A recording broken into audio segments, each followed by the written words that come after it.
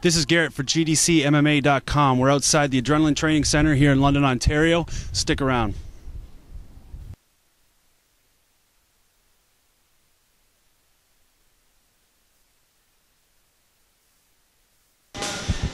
We're here at Adrenaline Training Center with UFC lightweight Sam Stout, just in his training camp for his fight against Carlos Fodor. Thanks for doing this, man. Hey, no problem, man. Appreciate it. I've got a bunch of fan Twitter questions for you. They're kind of all over the place, so yeah, I guess people just kind of want to get to know you. There was one guy, Corey, he's actually a U.S. Army combat vet. Okay. He sent me a couple of questions. His one big thing was that he thinks that you should be more active on Twitter. Yeah. Actually, you know what? I was watching that today. I like to quietly observe on Twitter. I throw out a retweet every now and again. Yeah. You know, I feel like I don't have that many interesting things to say to 15,000 people. I don't think they're going to be that interested. But I would disagree with that. You know, training's just to set the record straight. Training's going really well. You know, I'm doing my camp all here at Adrenaline Training Center. You know, Mark Delagrati helped me with my last camp, and you know, he's been helping me kind of over the phone with game plan and strategy and stuff. Unfortunately, I didn't get out to Boston this time, but you know, I'll still continue to work with him in the future, and you know, he's still a close friend. That's great, man.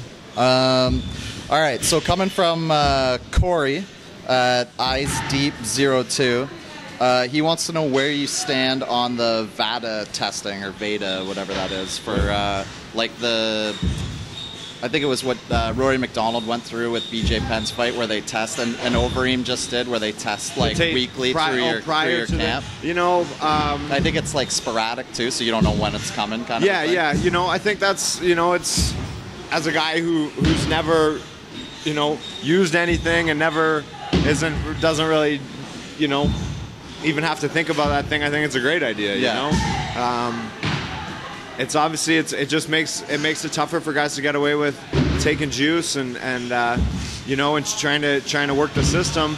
So I'm all for it, I guess. Yeah. You know, it is. That being said, I was disappointed when it happened and they had to pull Overeem out for another, you know, suspension. Yeah.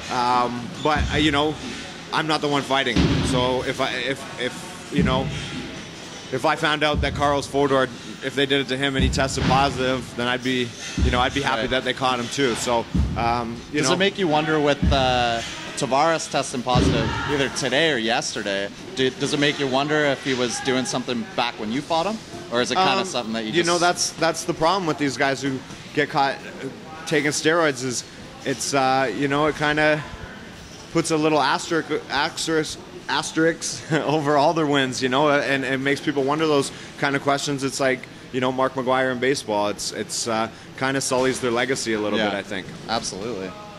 All right, I got one from Brandon at MMA 247. He wants to know, who do you get excited to watch fight? And then he hashtagged it except Anderson, other than Anderson. You know, who my favorite fighter to.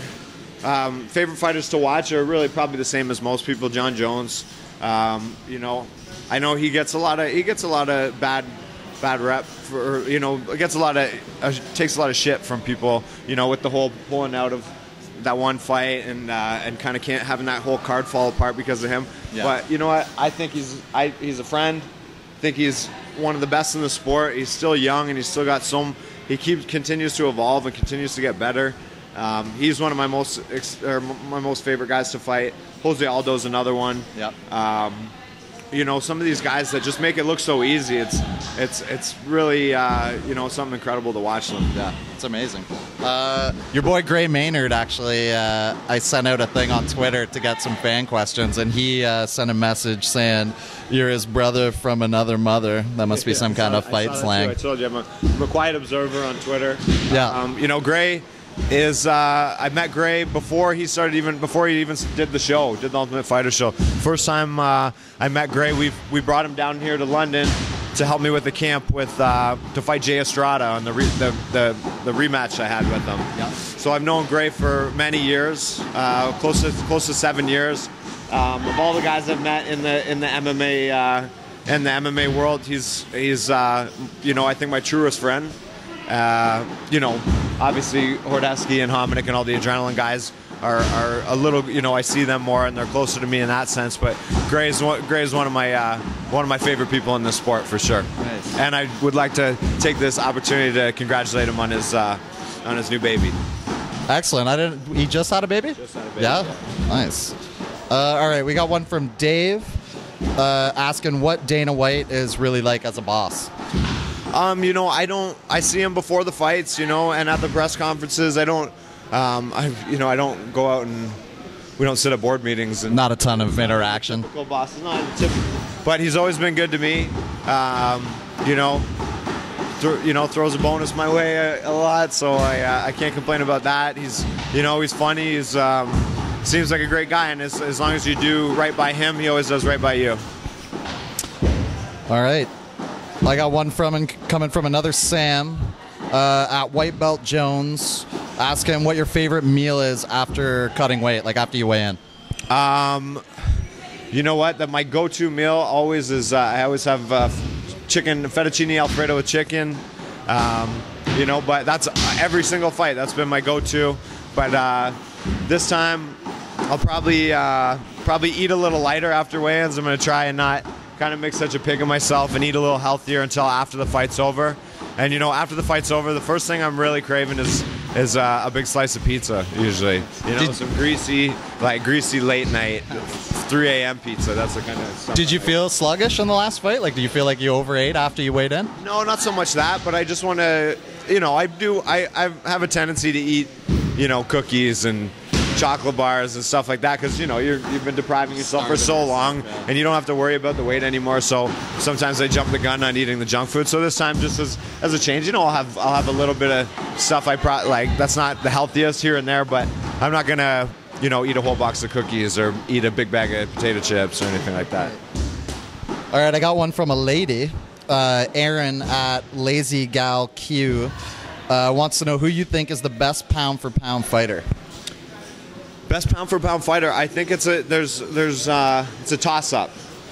You know, Anderson Silva is obviously most people's favorite just because he's been doing it the longest. He's you know, been the most dominant champion. I think he's really the guy you got to go with. But John Jones and Jose Aldo are you know, coming right up behind him. Yeah, and you know, with John Jones, he's, like I said, both those guys, really, they're so young. They still got so much time left in the sport. Yeah, Anderson might only have a couple of fights left, people are thinking. But, you know, you can never say anything bad about Anderson. Like,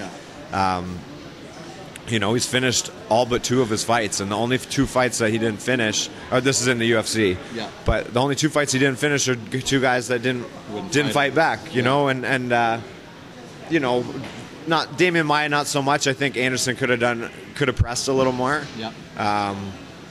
But Thales Leites obviously kind of laid on his back and did the whole, like, just tried to pull guard the whole time. So you can't really blame Anderson for that. So from the same girl, she asked if you would ever consider TriStar, and she hashtagged it that you can stay with her if you ever move to Montreal.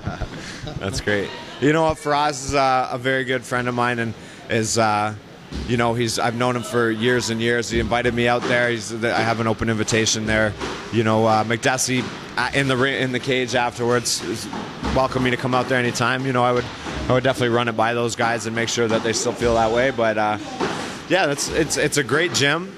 You know, they're producing a lot of wins. So yeah. Montreal's a fun city too. And Montreal's a great city. I love Montreal. Yeah, so. Yeah, it's definitely somewhere I would consider visiting, and but, you know, Adrenaline Training Center is always going to be home for me. Yeah. I've got one from Ramsey at Rammer123. Wants to know what your favorite city is to fight in. Some of these handles for these Twitter names are fantastic. I'm digging them. Yeah, I don't know. Montreal is definitely one of them. I fought there a lot. You know, I always get a ton of support from the fans there. They're always really good to me, and it's a beautiful city, beautiful people. I fought last year in Rio was definitely one of my favorites as well. Was that your first time fighting in Brazil? First time going to Brazil, and you know, it was a beautiful country, beautiful city. They you know, the food was great, the people were great, the beaches were great. It was a great experience that I'll never forget. Awesome, man. All right, I got one more from Corey, that same guy we started off with. He's asking